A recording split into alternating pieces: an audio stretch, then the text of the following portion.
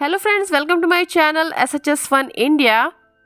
आज हम आ गए हैं द्वारका और द्वारका के प्रमुख मंदिरों के हम दर्शन करेंगे और आपको भी दिखाएंगे और साथ में हम जाएंगे द्वारकाधीश मंदिर। लेकिन उससे पहले हम आ गए हैं यहाँ पर गोपी तालाब मंदिर में। यहाँ पे गोपी तालाब है और लक्ष्मी नारायण मंदिर और कई छोटे बड़े मंदिर हैं यहाँ पर। गोपी तालाब की ये कथा है कि यहाँ पर गोपियाँ आई थीं वृंदावन से श्री कृष्ण से मिलने के लिए और इसी गोपी तालाब से मिट्टी निकाली जाती है जिससे गोपी चंदन बनाया जाता है। ये है गोपी तालाब। जी का मंदिर कृष्ण अवतार समय का है। प्राचीन मुख्य मंदिर के दर्शन कीजिए।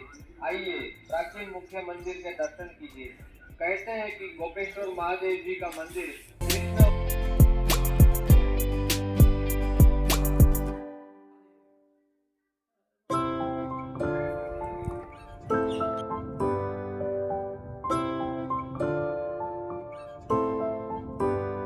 गोपी तालाब यहाँ कहते हैं वृंदावन से गोपियाँ आई थी श्री कृष्ण से मिलने के लिए, तो ये तालाब है।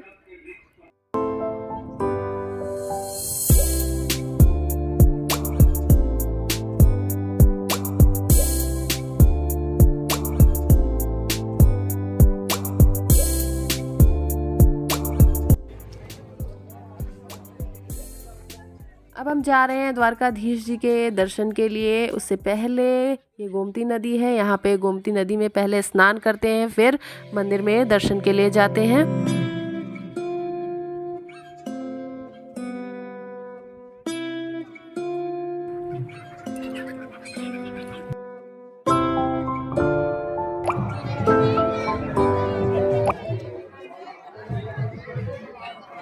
गोमती नदी के तट पर स्थित ये है द्वारकाधीश मंदिर, जो कि 4 धामों में एक धाम माना जाता है।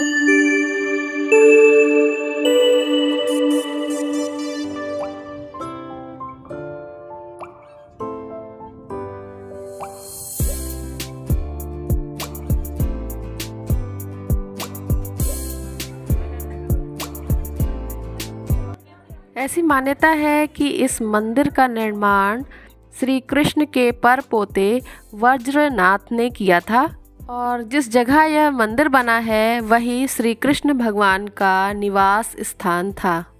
ये मंदिर 5 मंजिला है और इसमें लगभग 75 स्तंभ बने हुए हैं।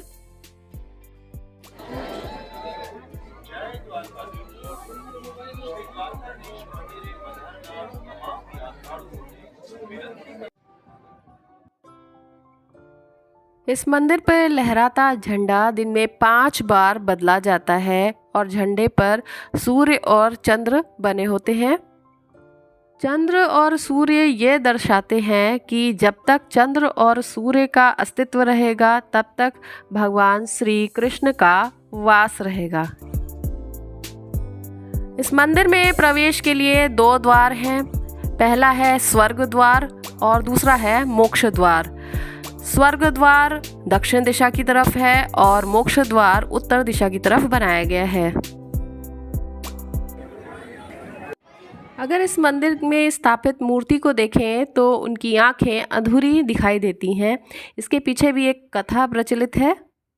15वीं शताब्दी में जब हर जगह युद्ध का माहौल था तो इस मंदिर की मूर्ति को बचाने के लिए इस मूर्ति को एक कुएं में रख दिया गया था और बाद में एक ब्राह्मण को भगवान कृष्ण ने स्वप्न में दर्शन देकर बोला कि एक विशिष्ट समय के बाद इस मूर्ति को निकालें। उस ब्राह्मण से रहा ना गया और समय की प्रतीक्षा नहीं की उसने और उस मूर्ति को कुएं से बाहर निकाल लिया। तो उस मूर्ति की आंखें कुछ अधूरी बनी हुई थी। तो आज जो मूर्ति स्थापित है द्वारकाधीश मंदिर में, यह वही मूर्ति है। द्वारकाधीश मंदिर सुबह 6:30 बजे से दोपहर के 1 बजे तक खुल जाता है, फिर शाम को 5 बजे से 9:30 बजे तक खुला रहता है दर्शनों के लिए। सूर्यास्त के बाद गोमती नदी में दीपदान भी किया जाता है।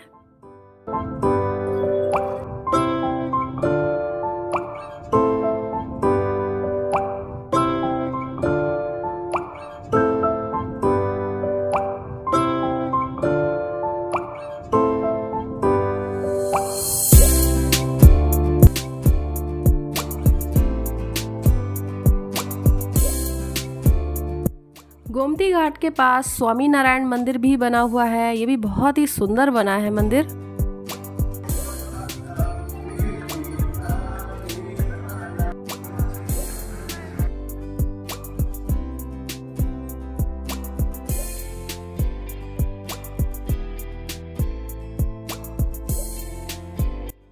अब यहाँ से हम आगे भेट द्वारका की तरफ जा रहे हैं। अभी यहाँ रास्ते में नया ब्रिज बन गया है जो कि है सुदर्शन सेतु। ये बहुत ही खूबसूरत बना है और ये एक केबल स्टेड ब्रिज है जो कि कच्छ की और खाड़ी और बेट द्वारका द्वीप और ओखा को जोड़ता है। और ये बहुत ही सुंदर बना है सुदर्शन बीच ब्रिज। और इसमें बीच बीच में ये मोर पंख बने हुए हैं। पहले यहाँ से बोट से जाना पड़ता था, लगभग आधे घंटे लगते थे, लेकिन अब बहुत ही अच्छा रूट हो गया है और इस ब्रिज से जा सकते हैं। और ये बहुत ही सुंदर बना है ब्रिज।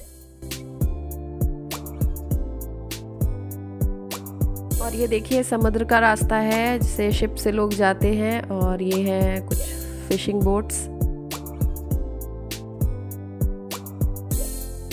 मंदिर में प्रवेश से पहले आपको मोबाइल फ़ोन वगैरह जमा कराना होता है और फिर आप भेट द्वारका में चावलों का भोग लगता है। आप कच्चे चावल लेकर जाते, कहते हैं यहाँ पर सुदामा जी से श्री कृष्ण मिले थे, वो यहाँ उनका निवास स्थान था, तो इसीलिए इसे भेट द्वारका कहा जाता है। और पास में ही सोने की द्वारिका पावन धाम है और यहाँ पर भी टिकट लगती है। आप जा कर के सोने की द्वारिका कैसी थी उसका एक प्रतिरूप बनाया हुआ है, आप देख सकते हैं। और श्री कृष्ण की अलग अलग झांकियाँ हैं यहाँ पर, उनकी लीलाओं के बारे में दिखाया है। ये कांच से छोटे छोटे टुकड़ों से सजाया हुआ है, ये बहुत ही सुंदर बना हुआ है।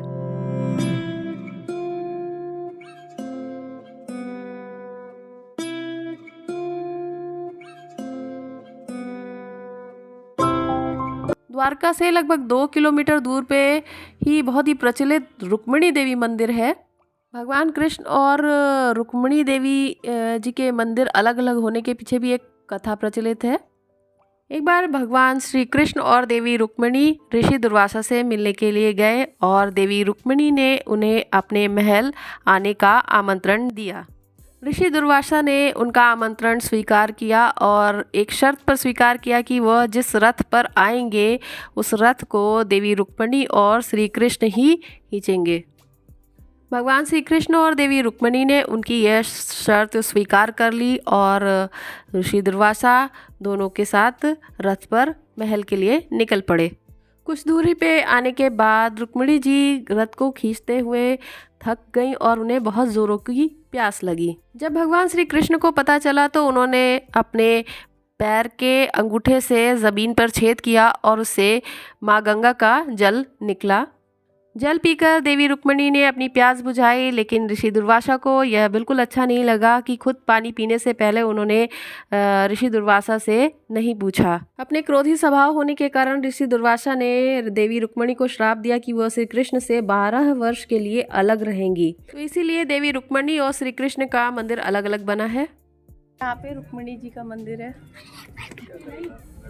इस मंदिर में पीने योग्य जल का दान किया जाता है और प्रसाद में भी जल दिया जाता है।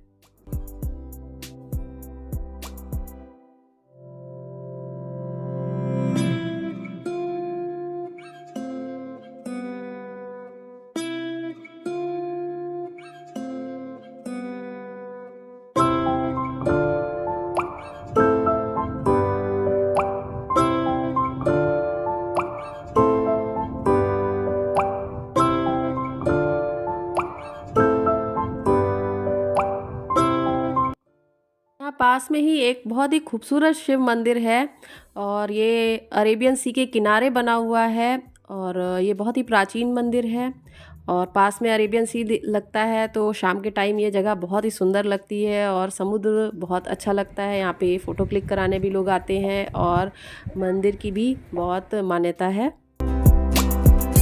अगर आप द्वारका विज़िट करना चाहते हैं तो यहाँ आने का बेस्ट टाइम होता है अक्टूबर से लेकर के मार्च तक के बीच में। यहाँ मौसम अच्छा रहता है।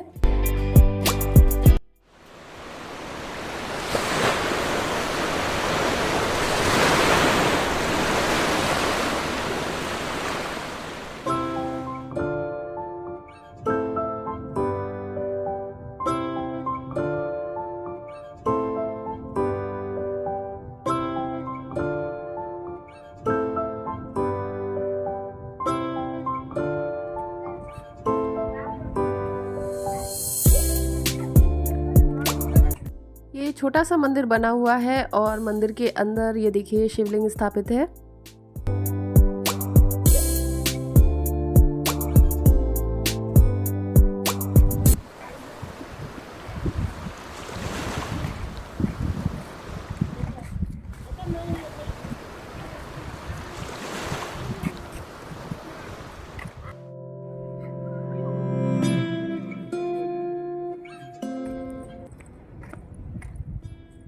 हम हैं वटकेश्वर महादेव टेम्पल के पास और यहाँ पे समंदर है और इस तरह से बैठने की जगह बनी हुई है, यहाँ बैठ सकते हैं, बहुत अच्छा लगता है यहाँ पे। आइए आपको समंदर दिखाती हूँ।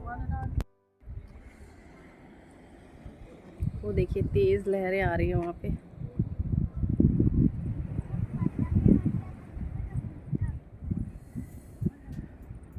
द्वारका का समंदर है ये, अरेबियन सी।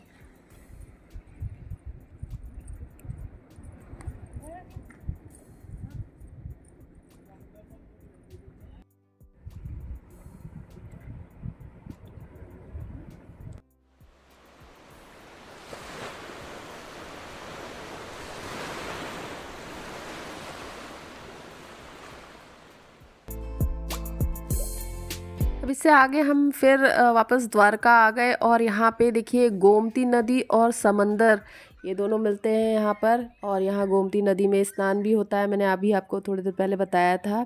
और यहाँ पे बहुत सारी फ़िशेज़ हैं, यहाँ पे लोग फ़िशेज़ को खाना भी खिलाते हैं। अच्छी जगह है, ये भी बहुत ही ब्यूटीफुल जगह है।